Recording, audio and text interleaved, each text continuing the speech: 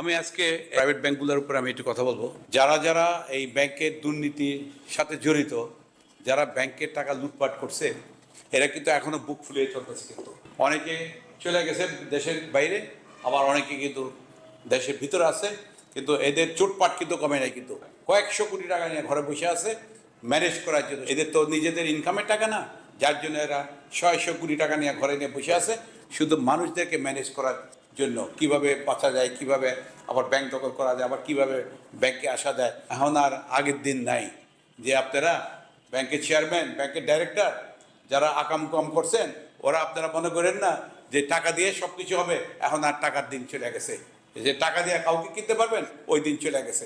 এখন কিন্তু মানুষ জানাজানি হয়ে যায়, কিন্তু কেউ কাউকে ছাড়বে না। কিন্তু দেশে বিদেশে যত জায়গায় টাকাগুলো রাখছেন, টাকাগুলো আপনারা ফেরত দিয়ে দেন। কিন্তু এই টাকাগুলো কিন্তু সাধারণ জনগণের টাকা। বিদেশে যা নিয়ে গেছেন দেশে ফেরত দেন, দেশে যা আছে তা ফেরত দেন। আপনার এই টাকা দিয়ে আপনারা অনেক কিছু, জায়গা জমি গাড়ি বাড়ি অনেক কিছু কিন্তু আপনারা জায়গা জমি বিক্রি করেন, বিল্ডিং বিক্রি করেন, জায়গা বিক্রি করেন, করে আমাদের ব্যাংকের টাকা ব্যাংকে দিয়ে দেন। এই জায়গায় কোনো আইন টাইন হবে না। কিন্তু ওই যে কোর্টে যাইতে কেস হবে আপনার বাড়ি বিক্রি করার জন্য বা আপনার জমি বিক্রি করার জন্য, এটা হবে না। কিন্তু এটা আপনার জায়গা ধরা খাইছে বা স্পট সেল অকশনে দিয়ে দেওয়া হবে।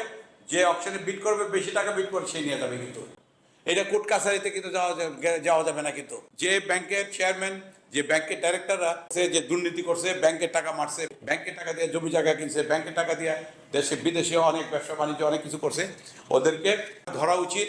এরা কিছু কিছু ধরা খাইছে, আর কিছু বুক ফুলাই চলতেছে যে দেখা যাক টাকা তো আছে, টাকা দিয়ে তো অনেক কিছু করা যায়।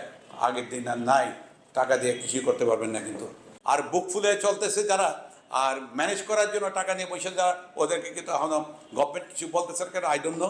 ওদেরকে ধরা উচিত। ধৈরা ওদেরকে যে আয়না ঘরে মানুষ, নিরীহ মানুষ, দুঃখী মানুষদেরকে রাখছিল, ওই আয়না ঘরের ভিতরে এদেরকে ঢুকাই দেওয়া উচিত। খেলা সামলাও, বছরে কয় মাস যায়, হাজার হাজার কোটি টাকা লয়ে গেছে। কার? গরিব দুঃখী নিরীহ মানুষের টাকাগুলো নিয়ে চলে গেছে। কিন্তু এরা ভাই বন্ড কি ওরা জমিদার নাকি? ওরা জমিদার না। দেশের টাকা এইভাবে কেন লুট করছে? যারা টাকা পাচার করছে এদের একটা শক্ত বিচার হওয়া উচিত। এটা একটা শক্ত আইন করা উচিত। মিনিমাম 25-30 বছর জেল দিয়ে দেওয়া উচিত, নন বেলেবল জেল। এরা যেন আর বুক ফুলে না এখন বাড়াইতে পারে। কিন্তু ওরা কিন্তু বুক ফুলে আছে, ভিতরে ভিতরে ওরা চেষ্টা করতেছে ম্যানেজ করার জন্য। ম্যানেজ করার দিন চলে গেছে। তো আমি অনেক কথা বলছি এই ব্যাংকিং সেক্টর নিয়ে, কারণ আমি একজন ব্যাংকের উদ্যোক্তা ডাইরেক্টর। আমি সব দেখছি, সব জানি এবং সব বুঝি বলে আমি কথাগুলো বলতে পারতেছি। আমি আপনাদের এই 20 কোটি লোকের জন্য আমি কথাগুলো বলি। আপনারা লাইক করেন, কমেন্টস করেন, শেয়ার করেন। আর সাংবাদিক ভাইদেরকে আমি অনুরোধ করব, এখন আপনারা বুক ফুলা কাজ করেন। কে ভালো কে মন্দ আপনারা সবাই ব্যাপারে লেখা শুরু করেন। এই যে পরিবর্তনের সুযোগটা আপনারা কিন্তু হারায়েন না। কিন্তু ধরেন সবাইকে, সবাই নামে লেখেন, কে কি করছে না করছে সবাই নামে লেখেন।